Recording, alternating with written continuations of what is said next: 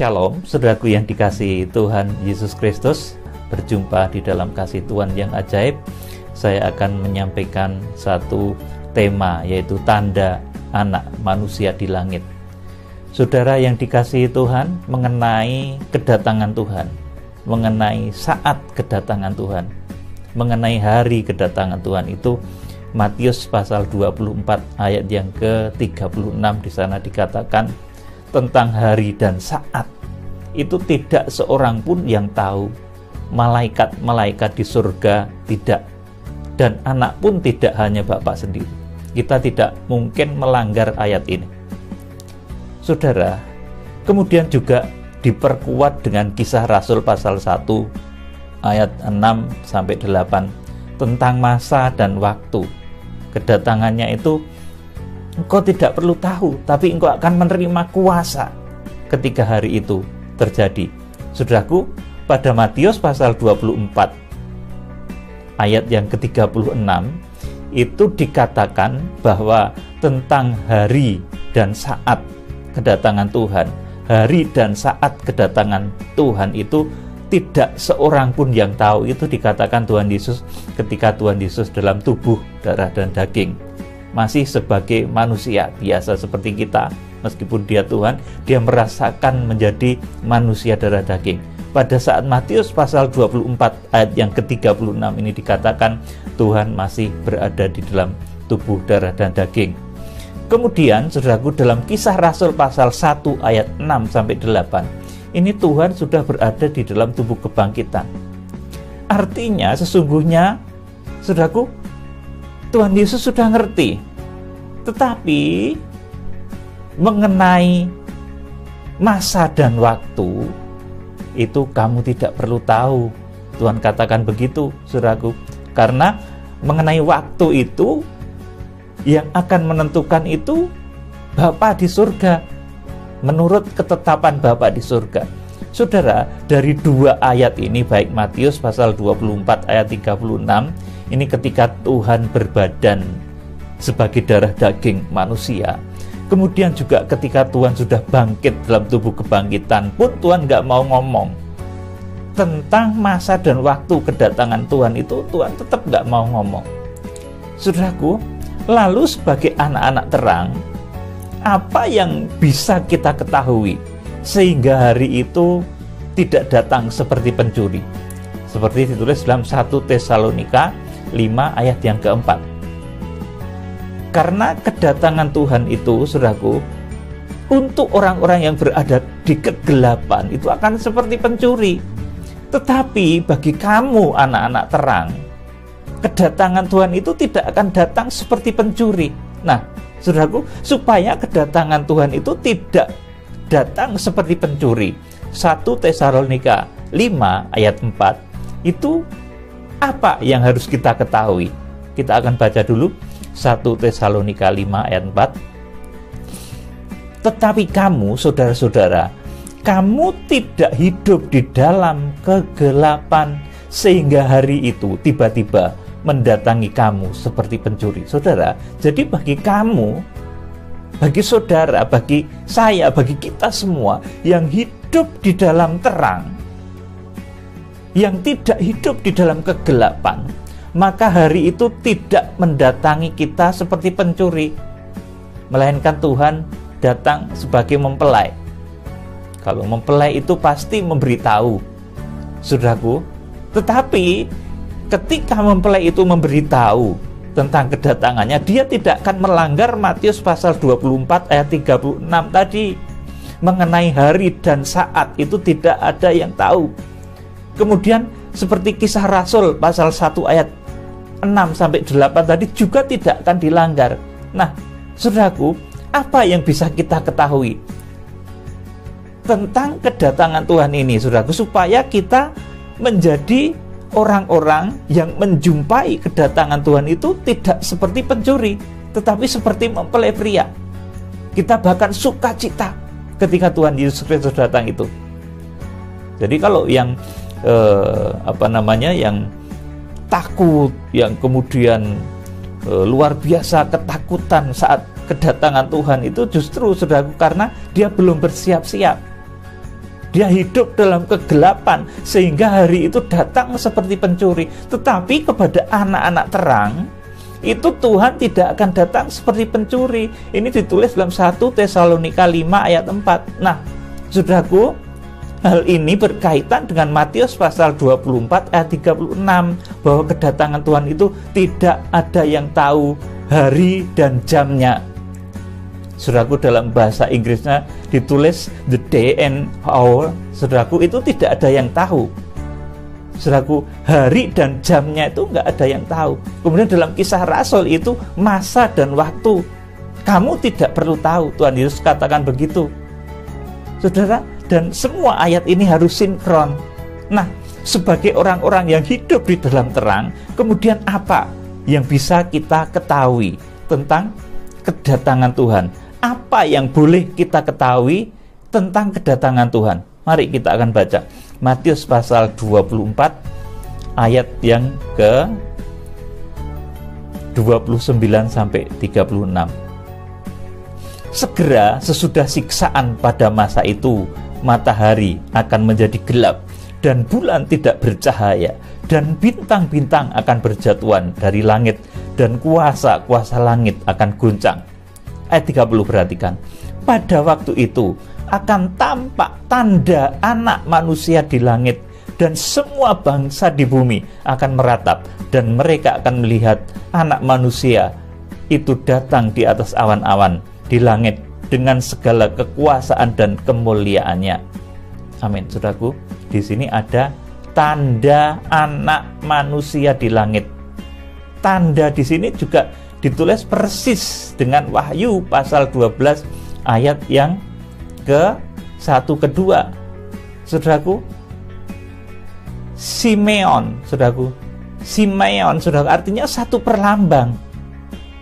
Pada waktu itu akan tampak perlambang Anak Manusia di langit, dan semua bangsa di bumi akan meratap. Saudaraku, jadi yang akan dikatakan oleh Tuhan itu adalah tandanya. Saudara, nanti kita akan perjelas tentang hal itu. Tanda tentang kedatangan Tuhan. Tanda tentang Anak Manusia di langit. Tanda Anak Manusia di langit itu seperti apa? Ayat yang ke-31. Dan ia akan menyuruh keluar malaikat-malaikatnya dengan meniup sangkakalanya yang dahsyat bunyinya, dan mereka akan mengumpulkan orang-orang pilihannya dari keempat penjuru bumi, dari ujung langit yang satu ke ujung langit yang lain. Amin, saudaraku. Di akhir zaman, saudaraku, Tuhan ini akan menyuruh keluar utusan-utusannya, angelos. Wahyu pasal 1 ayat yang ke-16 itu disebut sebagai 7 bintang yang digenggam di tangan kanan Imam Besar Agung. Itulah malaikat-malaikat yang diutus untuk keluar dan meniup sangkakala di akhir zaman. Saudaraku, nanti ini kaitannya dengan ayat-ayat yang di bawahnya. Nanti ketika orang berada di dalam kepemimpinan hamba-hamba Tuhan yang diurapi, yang disebut sebagai 7 bintang yang digenggam di tangan kanan Tuhan Yesus Kristus, Imam Besar Agung itu, saudaraku, maka angkatan itu tidak akan berlalu. Saudaraku, orang yang menjumpai waktu ketika Tuhan menyuruh keluar malaikat-malaikatnya, ketika Tuhan mengorbit ke-7 bintang, ketika Tuhan mengorbit hamba-hamba Tuhan yang diurapi untuk menyatakan kuasanya di akhir zaman. Saudaraku, orang yang menjumpai kepemimpinan bintang-bintang Tuhan di akhir zaman ini, angkatan ini tidak akan berlalu. Saudara yang dikasihi Tuhan, kita akan baca di dalam ayat yang ini, kita ulangi lagi ya. Dan ia akan menyuruh keluar malaikat-malaikatnya dengan meniup sangkakala yang dahsyat bunyinya, dan mereka akan mengumpulkan orang-orang pilihannya dari keempat penjuru bumi, dari ujung langit yang satu ke ujung langit yang lain. Peniupan sangkakala itu nanti pelaksanaannya adalah di Wahyu, mulainya Wahyu pasal 8, saudaraku, ketika 7 malaikat itu diberi amanat untuk meniup sangkakala. Itu Wahyu pasal 8 ayat 1, ayat 2 dan selanjutnya. Saudaraku yang dikasihi Tuhan, jadi ketika nanti seseorang jemaat itu menjumpai kepemimpinan hamba-hamba Tuhan yang laksana bintang tadi, itu yang di dalam Injil Matius ini disebut sebagai Tuhan menyuruh keluar malaikat-malaikatnya. Tuhan akan mengutus hamba-hambanya yang di dalam genggam tangan kanannya, hamba-hamba yang menjadi pelaksana keputusan Tuhan di akhir zaman. Ketika orang menjumpai kepemimpinan malaikat-malaikat sidang ini, saudaraku, maka angkatan itu tidak akan berlalu. Saudara yang dikasihi Tuhan, ayat yang ke-32, tariklah pelajaran dari perumpamaan tentang pohon ara. Apabila ranting-rantingnya melembut dan mulai bertunas, kamu tahu bahwa musim panas sudah dekat. Demikian juga jika kamu melihat semuanya ini, ketahuilah bahwa waktunya sudah dekat, sudah di ambang pintu. Saudaraku, ini ambang pintu dari kegerakan kitab Wahyu.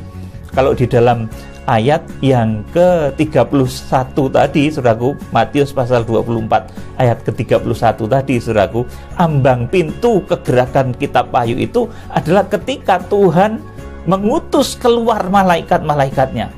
Ketika Tuhan nanti melantik, mentahbis hamba-hambanya yang disebut 7 bintang itu untuk mengumpulkan jemaat-jemaatnya dari seluruh penjuru bumi, menyatukan jemaat-jemaat dari seluruh penjuru bumi, dari berbagai denominasi gereja, organisasi gereja, menjadi organisme tubuh Kristus.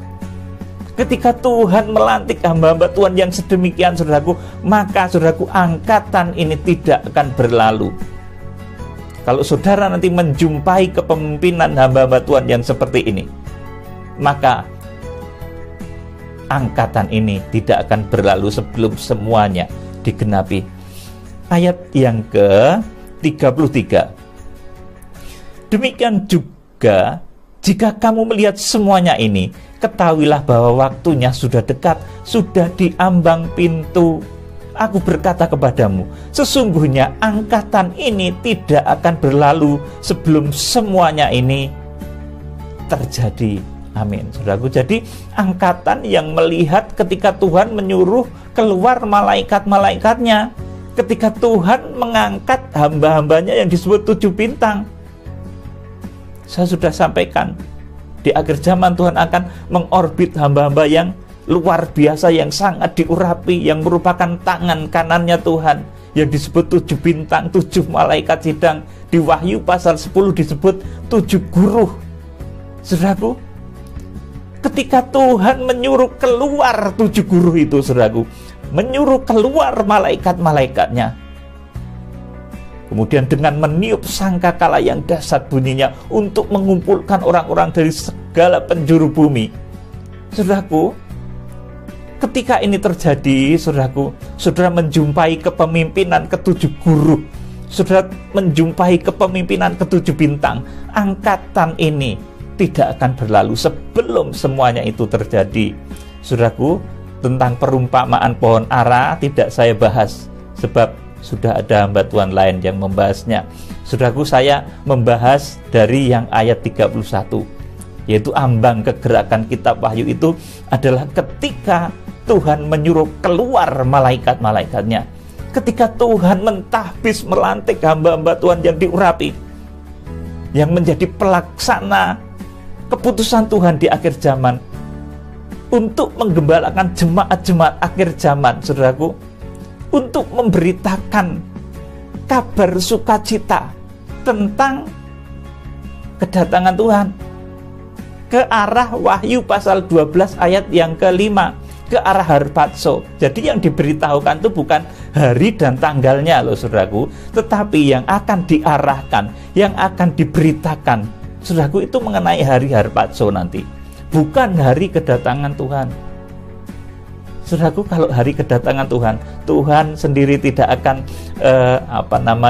melanggar perkataannya sendiri. Ayat-ayat ini tidak akan tumpang tindih.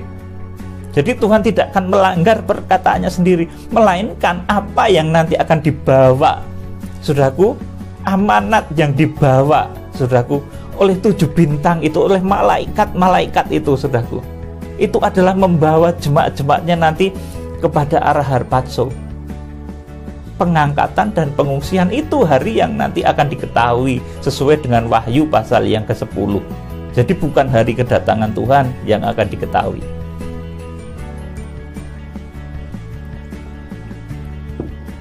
Saudara yang dikasihi Tuhan Yesus, ayat yang ke-34, saya ulangi, dari Matius pasal 24, aku berkata kepadamu, sesungguhnya angkatan ini tidak akan berlalu sebelum semuanya terjadi. Tentang perumpamaan pohon ara sudah ada yang menyampaikan hamba Tuhan yang lain. Saya tidak akan sampaikan hal itu. Saya akan sampaikan mengenai ayat yang sebelumnya, yaitu ketika Tuhan menyuruh keluar malaikat-malaikatnya.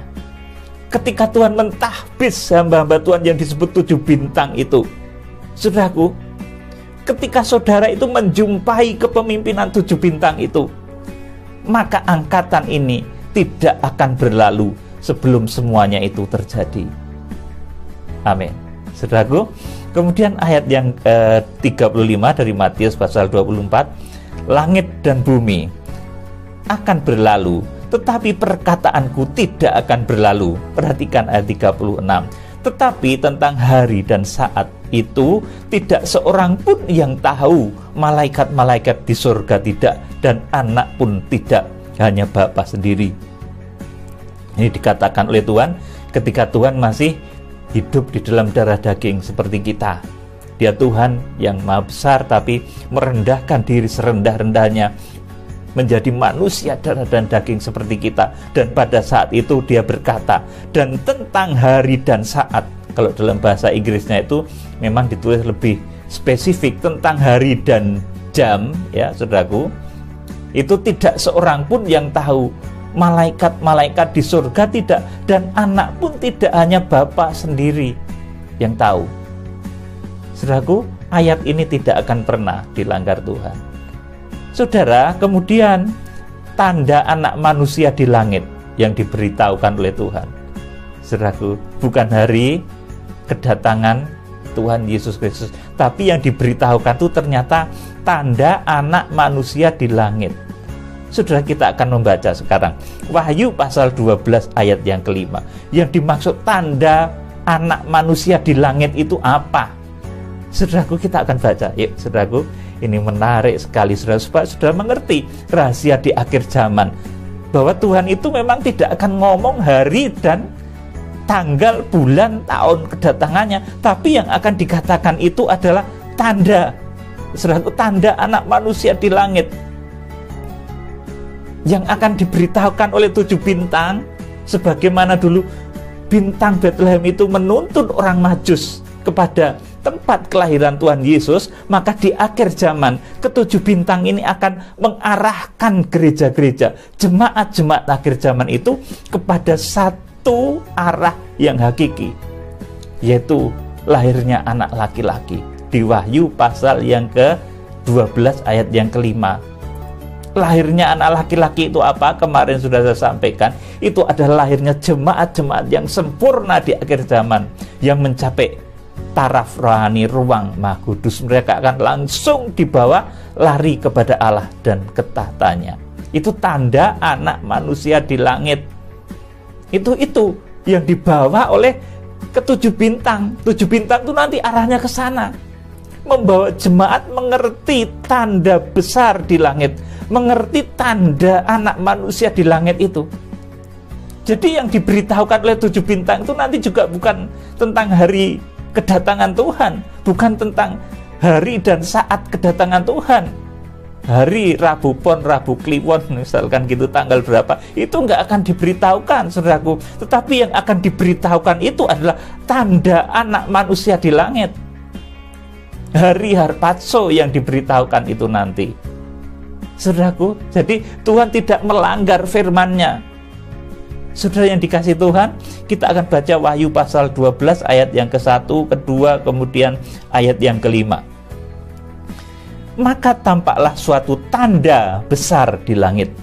Nah, itu Simeon, saudaraku, sama dengan tadi, saudaraku, tanda anak manusia di langit di Matius pasal yang ke-24 ayat yang ke-30 tadi, sama Simeon, saudaraku. Artinya satu perlambang.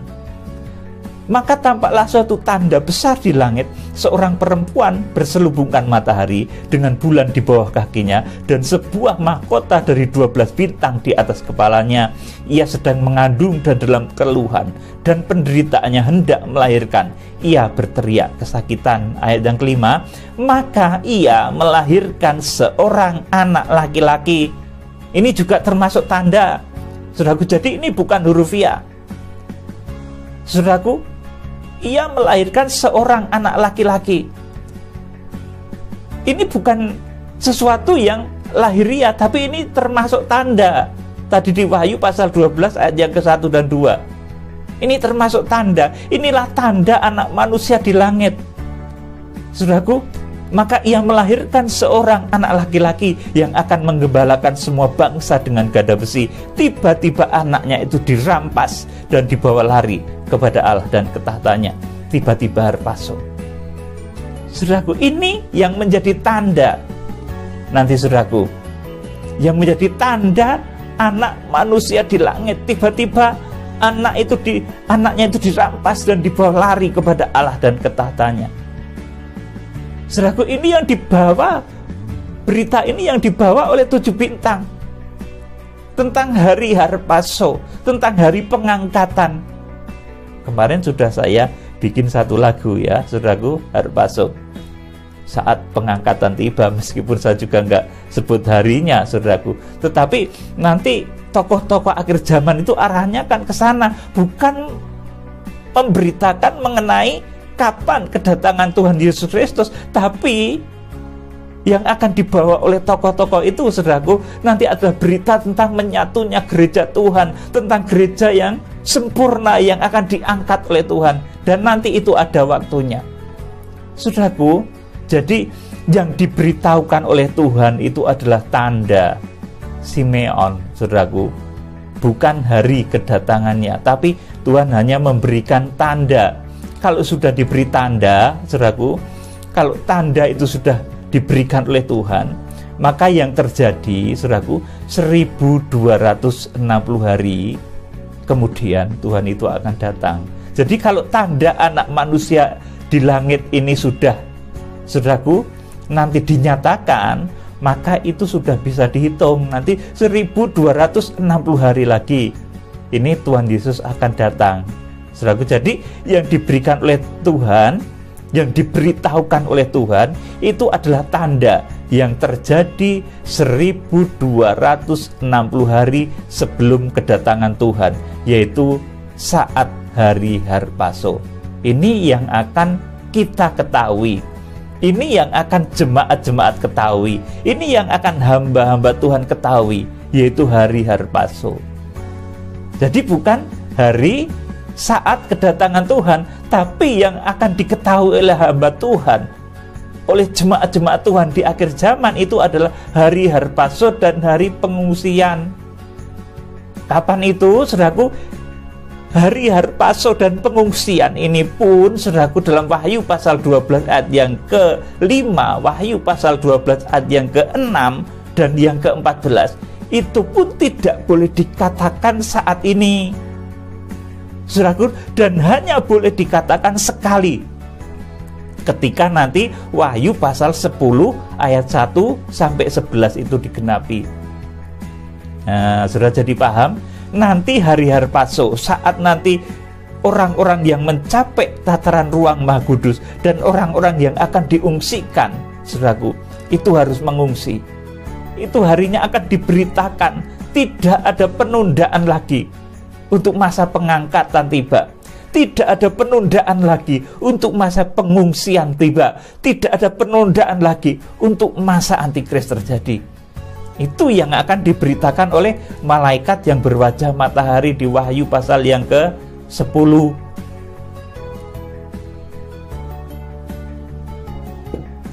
Saudara, jadi ini pun, saudaraku, mengenai hari harpazo, hari tentang tanda anak manusia di langit.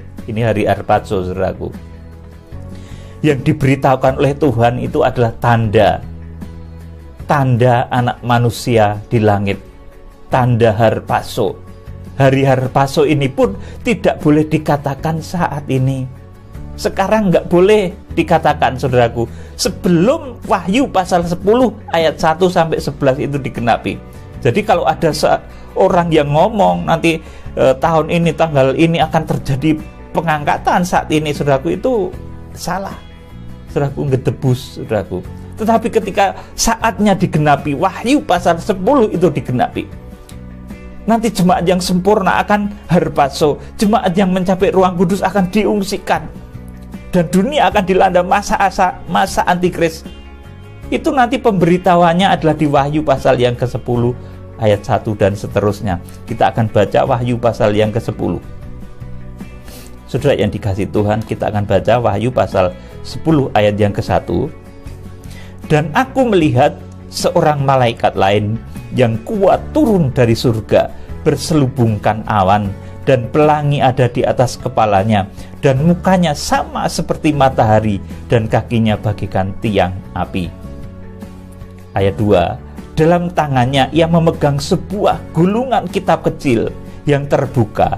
Ia menginjakkan kaki kanannya di atas laut, dan kaki kirinya di atas bumi. Amin. Saudaraku, ini profil dari malaikat yang membawa berita harpazo dan pengungsian. Saudaraku, saya belum bisa menyebut ini nanti dalam bentuk malaikat berdimensi gaib atau seperti apa, saya belum bisa katakan saat ini, saudaraku.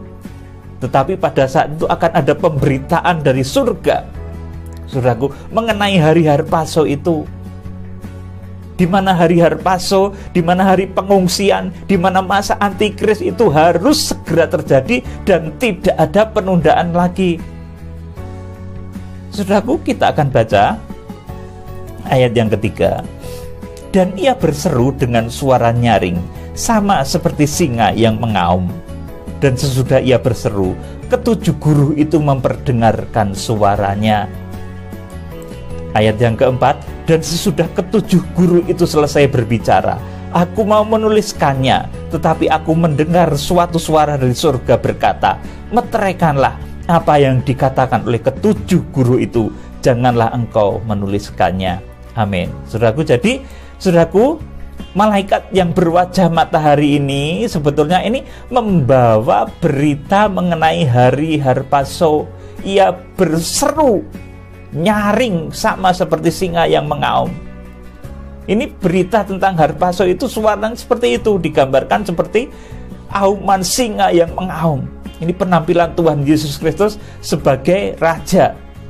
Jadi saudaraku, dia membawa karakter Tuhan Yesus Kristus sebagai raja. Dan sesudah ia berseru, ketujuh guru itu memperdengarkan suaranya. Yang nyaut, saudaraku, yang menyauti, yang mengerti, yang mendengar berita hari tentang harpazo, hari tentang pengangkatan dan pengungsian itu tujuh guru. Saudaraku, tujuh bintang yang di dalam Wahyu pasal 1 ayat 16 dituliskan sebagai tujuh bintang yang digenggam di tangan kanan Tuhan Yesus Kristus. Nanti yang akan nyaut, yang akan mengerti hari harpazo, hari pengungsian, itu tujuh guru. Saudaraku, bukan orang lain, bukan siapa-siapa. Dari malaikat yang berwajah matahari tadi, saudaraku, saya belum bisa bercerita tentang malaikat yang berwajah matahari ini. Saudaraku, ini diteruskan kepada tujuh guru. Jadi nanti yang akan mengerti hari harpazo, bukan hari kedatangan Tuhan, ya tetap Tuhan tidak akan melanggar apa yang difirmankan. Yang akan mengerti hari harpazo dan pengungsian itu nanti tujuh bintang atau tujuh guru, bukan orang lain. Yang pertama tahu itu tujuh guru, yang menyauti auman malaikat dari surga itu adalah tujuh guru yang nanti akan diteruskan kepada hamba-hamba Tuhan di seluruh penjuru bumi dan seluruh jemaat di seluruh penjuru bumi. Saudara yang dikasihi Tuhan, ayat yang keempat saya ulangi. Dan sesudah ketujuh guru itu selesai berbicara, aku mau menuliskannya. Ini Yohanes dulu tuh sebetulnya ngerti, saudaraku, tapi karena etika surga, seperti Tuhan Yesus ketika di dalam Kisah Rasul pasal 1 ayat yang ke-7 dan 8, itu Tuhan Yesus sudah ngerti, tapi Tuhan tetap ngomong, kamu tidak perlu tahu waktu dan masa. yang ditetapkan Bapa menurut kehendaknya. Saudaraku, seperti itu. Tetap Rasul Yohanes pun tidak melanggar etika surga ini. Nah, saudaraku, ketika 7 guru itu selesai berbicara, selesai mendengar auman pemberitaan dari surga yang dibawa oleh malaikat yang berwajah matahari tadi, langsung disaut ke 7 guru tadi, diterima ke 7 guru tadi, berita tentang hari harpazo itu, saudaraku, berita tentang pengungsian itu diterima oleh ke 7 guru tadi, saudaraku. Sebetulnya Rasul Yohanes itu dulu mau menuliskannya hari ini tanggal sekian, tahun sekian. Tetapi aku mendengar suatu suara dari surga berkata, meteraikanlah apa yang dikatakan oleh ke-7 guru itu, dan janganlah engkau menuliskannya. Karena belum waktunya, saudaraku, waktu itu belum boleh, saat ini pun belum boleh dikatakan, saudaraku. Karena memang belum dinyatakan oleh malaikat yang turun dari surga itu. Wahyu pasal 10 ayat 1 itu. Berita tentang harpazo itu memang belum dinyatakan saat ini. Kalau sudah dinyatakan, nanti akan diberitakan, diteruskan, saudaraku, kepada seluruh hamba-hamba Tuhan di seluruh penjuru bumi ini, dan juga jemaat-jemaat di seluruh penjuru bumi. Tapi saat ini, saudaraku, hari harpazo dan hari pengungsian itu belum diberikan pesan oleh malaikat yang kuat yang turun dari surga ini, karena kita, saudaraku, kita belum masuk di dalam kegenapan Wahyu pasal 10 ini. Nanti pada saatnya pasti akan diberitakan. Ayat yang kelima, berita apa yang diaumkan tadi, saudaraku, yang disuarakan, yang diserukan oleh malaikat yang turun dari surga, sehingga suaranya seperti singa yang mengaum tadi, saudaraku. Ayat yang kelima, dan malaikat yang kulihat berdiri di atas laut dan di atas bumi, mengangkat tangan kanannya ke langit. Ia bersumpah demi Dia yang hidup sampai selama-lamanya, yang telah menciptakan langit dan segala isinya, dan bumi dan segala isinya, dan laut dan segala isinya, katanya, tidak akan ada penundaan lagi. Amin, saudaraku, tidak akan ada penundaan lagi. 7. Tetapi pada waktu bunyi sangkakala dari malaikat yang ke-7, yaitu apabila ia meniup sangkakalanya, maka akan genaplah keputusan rahasia Allah seperti yang telah diberitakan kepada hamba-hambanya, yaitu para nabi. Dan suara yang telah kudengar dari langit itu berkata pula kepadaku, katanya, pergilah, ambillah gulungan kitab yang terbuka di tangan malaikat yang berdiri di atas laut dan di atas bumi itu. Lalu aku pergi kepada malaikat itu dan meminta kepadanya supaya ia memberikan gulungan kitab itu kepadaku. Katanya kepadaku, ambillah dan makanlah dia. Ia akan membuat perutmu terasa pahit, tetapi di dalam mulutmu ia akan terasa manis seperti madu. Lalu aku mengambil kitab itu dari tangan malaikat itu dan memakannya. Di dalam mulutku ia terasa manis seperti madu, tetapi sesudah aku memakannya, perutku menjadi pahit rasanya.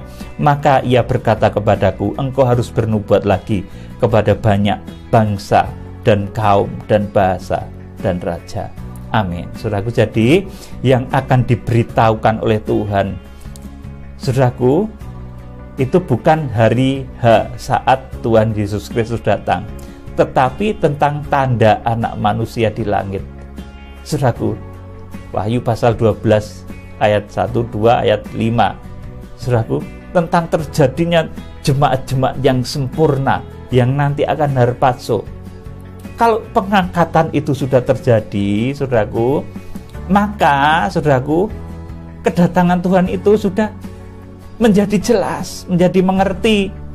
Tinggal menghitung 1260 hari lagi. Kalau masa pengungsian itu sudah terjadi, maka kemudian dunia dilanda masa antikris yang lamanya 42 bulan. Jadi masa harpazo dan pengungsian ini bersamaan, ya saudaraku. Ini cara penyelamatan Tuhan di akhir zaman. Untuk orang yang mencapai ruang Maha Kudus, langsung harpazo. Tetapi untuk orang-orang yang mencapai ruang kudus diungsikan selama 1260 hari. Kemudian untuk kanak-kanak rohani, sudah saya jelaskan kemarin, mereka terpaksa harus berhadapan dengan antikris, dengan segala macam konsekuensinya. Saudaraku yang dikasihi Tuhan Yesus, jadi saudaraku yang diberitahukan oleh Tuhan itu adalah mengenai hari Harpaso, tanda anak manusia di langit. Tuhan tidak akan melanggar apa yang dikatakan sendiri dalam Matius pasal 24 ayat yang ke-36, bahwa hari dan jam Tuhan tidak akan pernah ngomong tentang kedatangannya. Kisah Rasul pasal 1 ayat 6 sampai 8, tentang masa dan waktu kamu tidak perlu tahu, saudaraku, tetapi Tuhan akan memberikan kuasa. Tuhan akan memberikan kuasa kepada malaikat-malaikat yang diutusnya. Aku akan mengutus malaikat-malaikatku untuk mengumpulkan jemaat-jemaat dari seluruh penjuru bumi. Matius pasal 24 tadi, saudaraku. Matius pasal yang ke-24 ayat 31 tadi, saudaraku, dikatakan seperti itu. Ketika itu terjadi, saudaraku, maka angkatan itu tidak akan berlalu. Ketika saudara nanti menjumpai kepemimpinan hamba Tuhan yang berkarakter 7 bintang yang digenggam di tangan Tuhan Yesus Kristus, Imam Besar Agung, angkatan itu tidak akan berlalu. Cirinya apa toh, saudaraku, hamba Tuhan yang digenggam dalam tangan kanan Imam Besar Agung itu? Ucapannya, saudaraku, itu seperti Musa. Dia bernubuat mengenai bencana, wabah terjadilah. Bernubuat mengenai tsunami terjadilah. Bernubuat mengenai meteor jatuh terjadilah. Bernubuat mengenai perang dan sebagainya terjadilah. Bernubuat mengenai gempa bumi terjadilah. Seperti Musa, karena dia nanti akan dipakai oleh Tuhan untuk menjadi pelaksana pekerjaannya. Dia menjadi eksekutor dari penghukuman 7 meterai, 7 sangkakala, dan 7 bokor murka Allah. Saudara, itu 7 bintang yang digenggam di tangan kanan Tuhan Yesus Kristus. Urutannya seperti itu. Kitab Wahyu itu kuncinya nanti ada di 7 bintang itu.